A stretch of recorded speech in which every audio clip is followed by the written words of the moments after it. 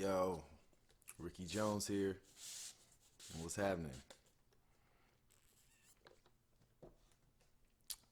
Back podding, you know what I'm saying? I'm gonna get myself together.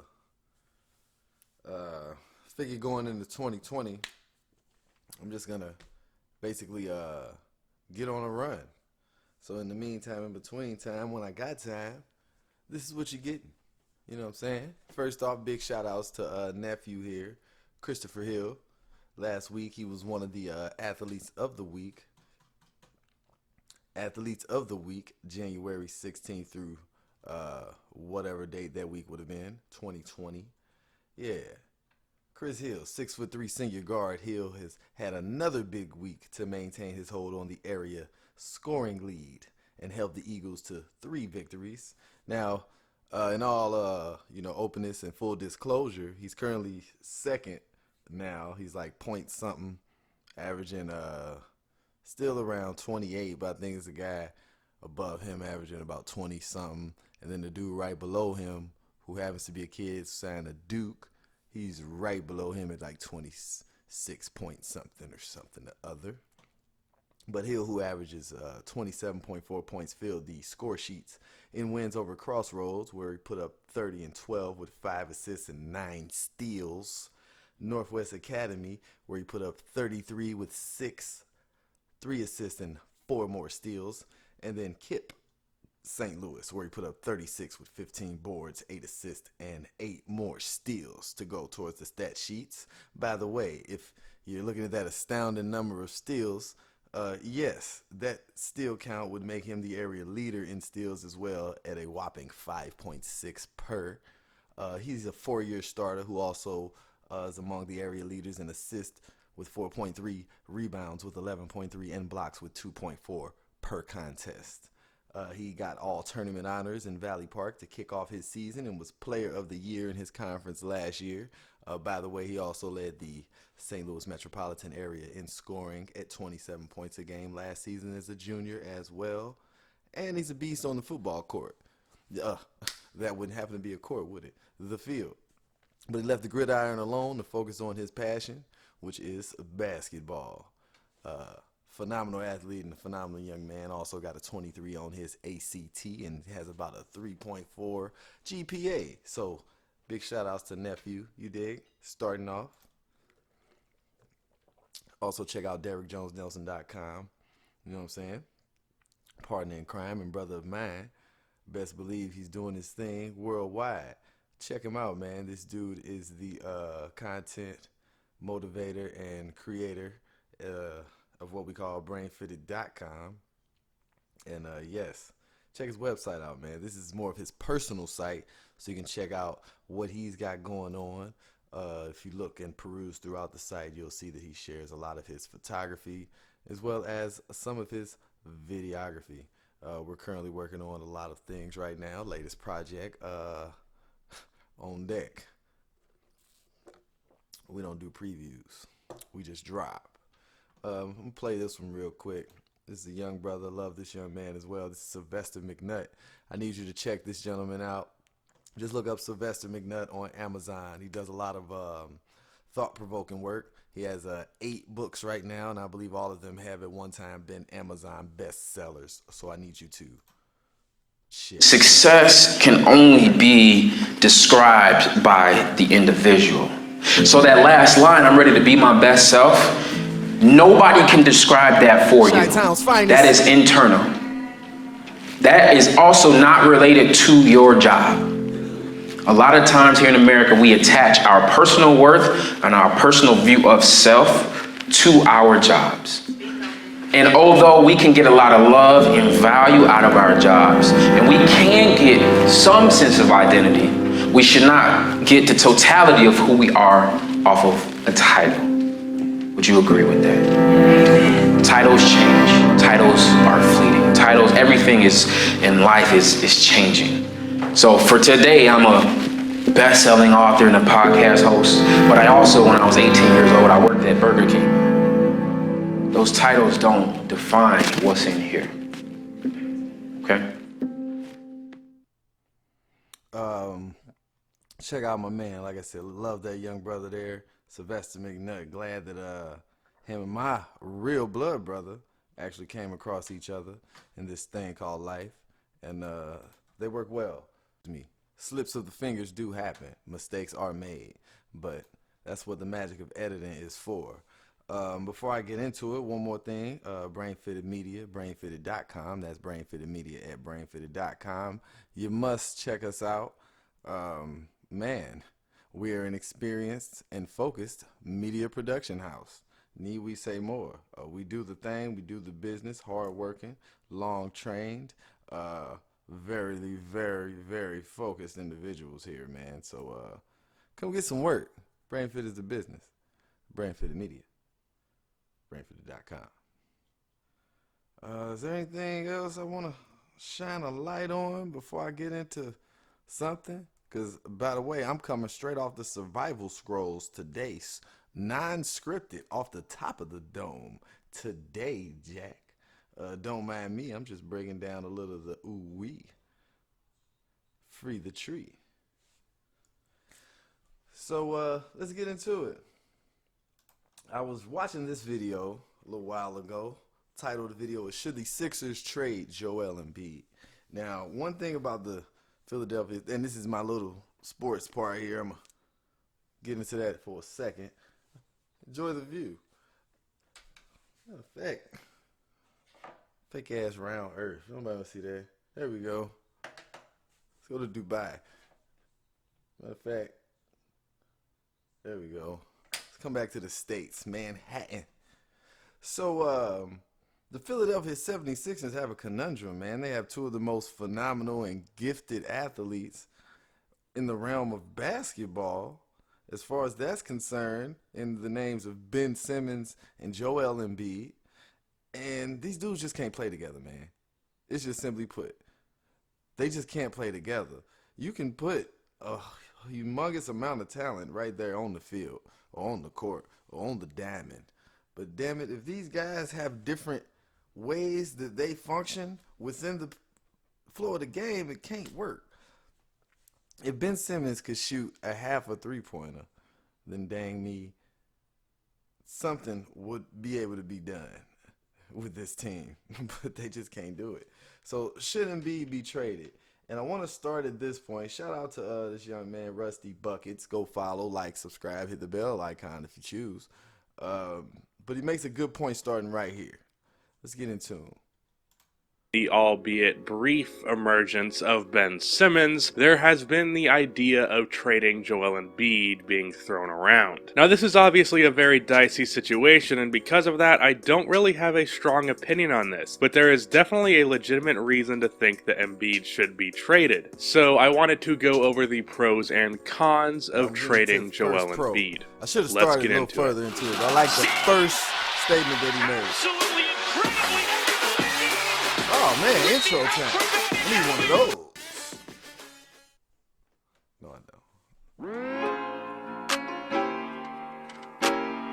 So I think the main thing that needs to be considered here, and definitely considered first, is the ceiling of a team built around Ben Simmons versus a team built around Joel Embiid, both being in their primes. The problem here is we have yet to see a team built properly around these two as a duo, and even more, or rather, some consist of floor spacers, some defenders who can complement. Embiid consists of an ideally built team around Embiid consists of floor spacers, some defenders who can complement his defensive abilities, and a shot creator / playmaker who can space the floor. Basically what Markelle Fultz was supposed to be, and could have been if they gave him the time that they gave Simmons and Embiid. How you turn around, this is the only point that I want to make when it comes to this argument. It's his first point, which is beautiful. Educated guessing. Let's start with Embiid. An ideally built team around Embiid consists of floor spacers, some defenders who can complement his defensive abilities, and a shot creator / playmaker who can space the floor. Simple. Now, if y'all don't know, Ben Simmons, Joel Embiid was drafted in the 2015 to 16 NBA draft, and he was given an opportunity to have something called the process happened to him. The process. Who didn't get an opportunity for the process? The kid who came out in 17-18, because in between 15-16 and 17-18 was 16-17. And who came out that draft? Ben Simmons, who, whether injured or not, got an opportunity to live up and enjoy the process. But then Markelle Fultz, he comes out, first pick of the 2017-18 NFL draft, NBA draft, out of the University of Washington. Phenomenal talent, ridiculous in all aspects. But something happened when he got to Philly. So just imagine if you get brought to a job. This is your first job out of your preparatory environment, whether college, a training, military, whatever it is, you're in a preparatory environment, being able to take your talents to South Beach. So in the meantime, when you get there, you realize it was two people who was in the same exact position as you that got there before you that were given an opportunity to enjoy something they called the process. He didn't get that. All of a sudden, he comes and they throw him in there like, okay, you're the guy that's supposed to come and change all of this. Now you're here. Our other two guys are ready. You're here to change it all. He gets shook, has a mishap. They get rid of him after one season. They number one pick. But what is Markelle's doing now? A change of scenery and a clean. This is from the Inside Hook, InsideHook.com.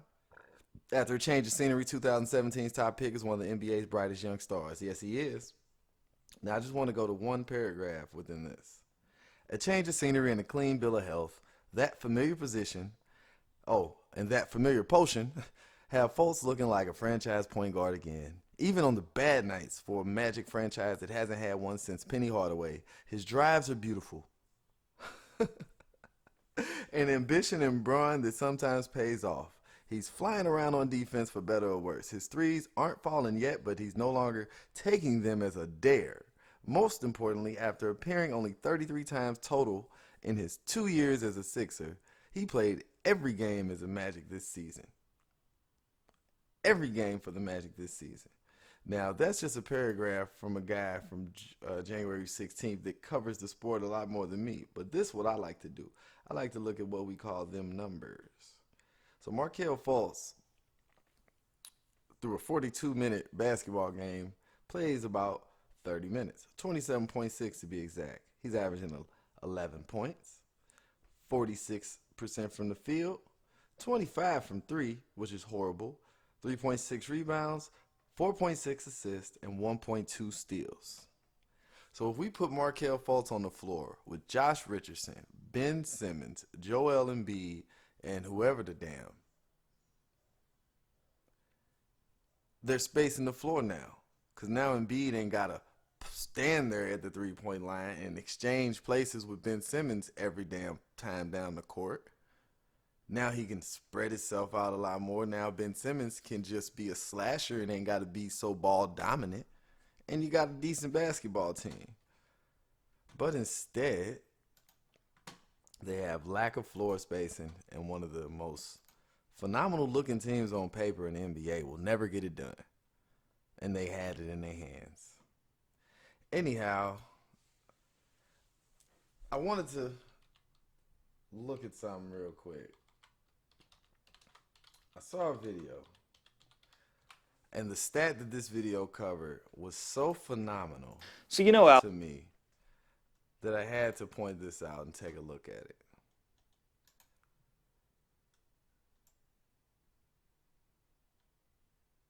There we go.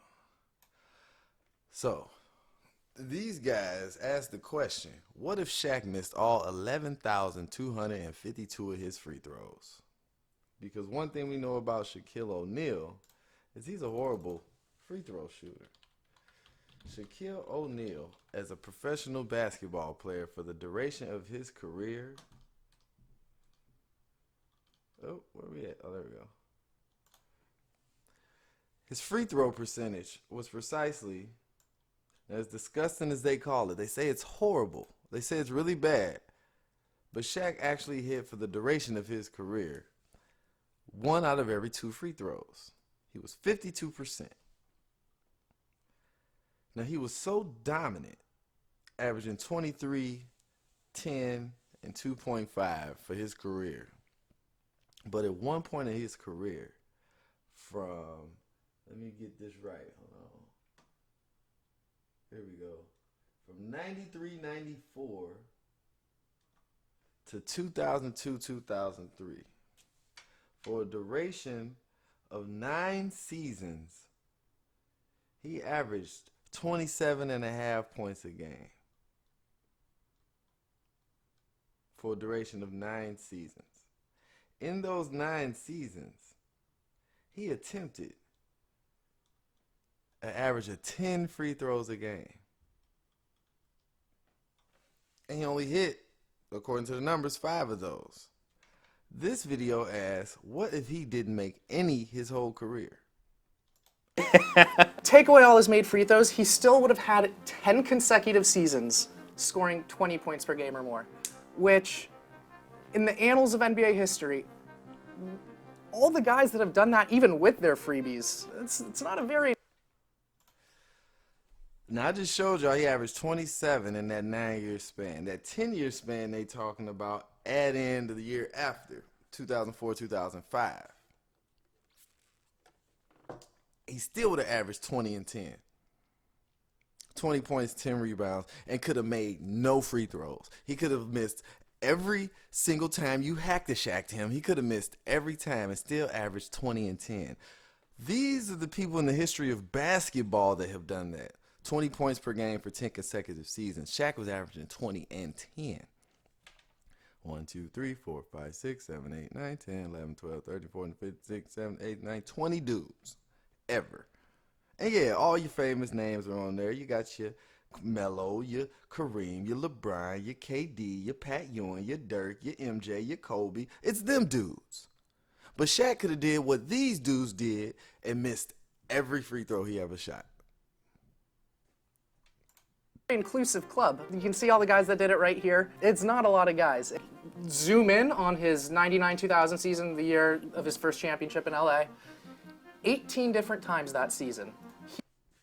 99-2000. 18 games. Didn't make a free throw, still put up 30 on them. I didn't make a free throw, and I still put up 30 on you. He would have scored 30 without hitting a single free throw. Tim Duncan and Kevin Garnett, who I feel like most reasonable people would consider the other best big men of that entire era. Of course. They played 40 combined seasons, 21 for Garnett, 19 for Duncan, and in their 40 seasons, two guys with 30 All-Star games, 3 MVPs between them, only did so in one of those seasons, had that many. You dig? 99-2000, Shaq had 18 30-point games, didn't hit a free throw. KD and Tim Duncan combined had one season where they had 18 games, including 30 points. That included their free throws. 30 And they had one with their season free they throws. did. And even throughout his career, over 100 times, Shaq would have scored 30 points without a free throw. Over 100. If KD, Tim Duncan combined one time, 2001-2002, averaged 30 points a game 18 or more times. Shaq would have done it over 100 times in his career with no free throws. 30. if you just don't try, Let's get this wide. then it's not going to be so bad. Just kick back. Like instead of it would count as a shot free throw if he just like heaved it into the scorer's table, right? You could do that. You don't even have to try really. square. And everything's going to be all the fine. rave. Even with this knocked off the board, even with thousands of free throws gone, you would still probably elect him to the Hall of Fame. First ballot. Yeah, no doubt. First ballot. No doubt. First ballot Hall of Famer, and would have missed 11,000 plus free throws. And, you know, obviously you take away almost 6,000 of his career points, he's going to tumble down the all-time points leaderboard. But even still, he still winds up ahead of guys like David Robinson, Gary Payton, Larry No Bird. way. Ladies and gentlemen, it's done. And I don't need to say that. The whole reason that I'm pointing this out is for one reason. When the conversation comes up and people talk about the greatest of all times, they like to look at the flash, the crossover, the fadeaway, the woo-woo. Shaquille O'Neal is the most dominant athlete we've ever seen in the history of athletics. He played basketball just because his size wouldn't let him do nothing else. But he could have did it. You got to go back to 19, 20, 21, 22, 23, 25-year-old Shaquille. Dude could have missed 11,250. He could have played his whole NBA career, never made a free throw, and would have still put up more numbers than Gary Payton, Dwayne Wade, Clyde Drexler, Larry Bird, and David Robinson. More points. He would have been top 30 in points with no free throws hit.